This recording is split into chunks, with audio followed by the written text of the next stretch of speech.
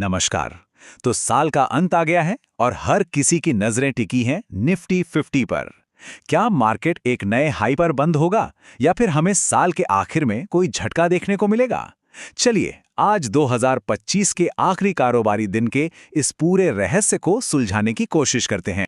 तो 29 दिसंबर 2025 को निफ्टी 50 बंद हुआ 25,942 पर।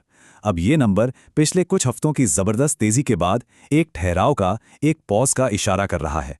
लेकिन इस नंबर के पीछे की असली कहानी आखिर है क्या? और यहीं से मामला ना थोड़ा दिलचस्प हो जाता है। देखिए, 26,000 का जो लेवल है वो इन्वेस्टर्स के लिए एक साइकोलॉजिकल लाइन की तरह है। जब भी मार्केट इसके नीचे बंद होता है तो ये एक सिग्नल होता है कि खरीदारों का जोश थोड़ा ठंडा पड़ रहा है और बेचने वालों का दबाव शायद बढ़ने वाला है। तो आप सबसे बड़ा सवाल यही है कि साल के आखिरी दिन होगा क्या? क्या बायर्स जोरदार वापसी करेंगे या फिर सेलर्स मार्केट को और नीचे खींच ले जाएंगे? चलिए उन सिग्नल्स को समझने की कोशिश करते हैं जो हमें इसका जवाब दे सकते हैं। मार्केट इस समय ना बिल्कुल एक पहेली बना हुआ है। एक तरफ कुछ इंडिकेटर्स हैं जो कह रहे हैं खरीदो, तो दूसरी तरफ कुछ हैं जो चिल्ला रहे हैं बेचो। ये एक क्लासिक कंफ्यूजन वाली सिचुएशन है और इसको समझना बहुत बहुत जरूरी है। यहां देखिए टेक्निकल इंडिकेटर्स कैसे पूरी तरह से बटे हुए हैं। एक तरफ MACD जैसे लॉन्ग टर्म इंडिकेटर्स हैं जो अभी भी कह रहे हैं कि हाँ, तेजी बाकी है, लेकिन दूसरी तरफ स्टोकेस्टिक RSI जैसे मोमेंटम इंडिकेटर्स जो मार्केट की मौजूदा ताकत बताते हैं वो कमजोरी दिखा रहे हैं। इसका सीधा सा मतलब है लंबी अवधि की कहानी तो ठीक लग रही है पर शॉर्ट टर्म में बेचने वाले हावी। और ऐसी सिचुएशन में ना एक बहुत बड़ा खतरा होता है जिसे कहते हैं बुल ट्रैप। इसका मतलब क्या है? इसका मतलब है कि मार्केट में एक छोटी सी झूठी तेजी आ सकती है जिसे देखकर खरीदार दौड़ पड़ेंगे, लेकिन जैसे ही वो पैसा लगाएंगे मार्केट धड़ाम से नीचे गिर सकता है और वो बेचारे फंस जाएंगे। तो सीधी सी बात यह है कि मार्केट का बड़ा ट्रेंड तो अभी भी ऊपर की तरफ ही है, लेकिन फिलहाल कंट्रोल बेचने वालों के हाथ में है। पर सवाल यह है कि ये बेचने वाले हैं कौन और खरीद कौन रहा है? चलिए इसका पता लगाते हैं। अब जरा देखते हैं कि पर्दे के पीछे इस खींचतान में कौन है। ये लड़ाई है दो बहुत बड़ी ताकतों के बीच, हमारे अपने घरेलू निवेशक और विदेशी निवेशक। ये चार्ट देखिए, ये पूरी कहानी खुद बयां कर रहा है। एक तरफ हैं हमारे डोमेस्टिक इंस्टीट्यूशनल इन्वेस्टर्स यानी DIIs, जो 64,000 करोड़ रुपए से भी ज्यादा की जबरदस्त खरीदारी कर रहे हैं। और दूसरी तरफ हैं फॉरेन इंस्टीट्यूशनल इन्वेस्टर्स FIIs, जो 24,000 करोड़ से ज्यादा की बिकवाली कर रहे हैं। ये सिर्फ नंबर नहीं है, ये मार्केट में चल रही एक जबरदस्त रस्साकशी का सबूत है। तो आखिर ये FIIs और DIIs हैं कौन और ऐसा कर क्यों रहे हैं?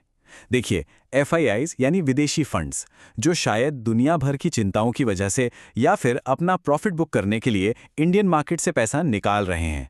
और DIIs वो है हमारे अपने म्यूचुअल फंड्स और इंश्योरेंस कंपनियां जो इंडियन इकोनॉमी पर भरोसा जता रहे हैं और हर गिरावट को खरीदने का एक शानदार मौका मान रहे हैं। और इस खींचतान से ना एक बहुत ही दिलचस्प डायनामिक बन रहा है।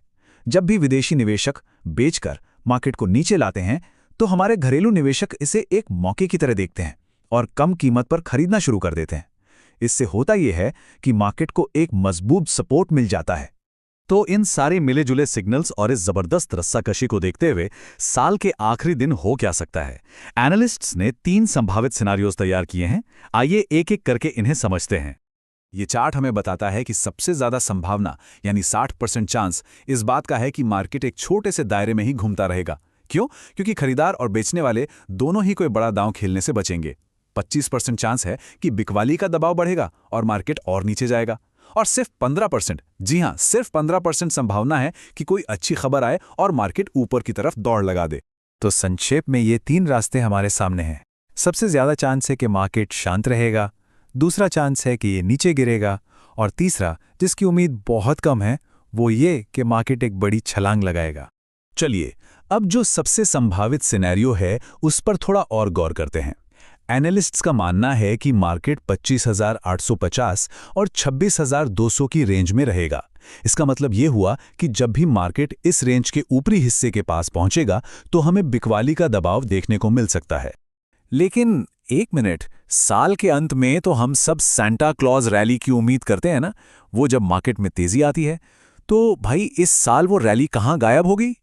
देखिए, एनालिसिस के मुताबिक इस साल ये रैली थोड़ी ठंडी रहने वाली है।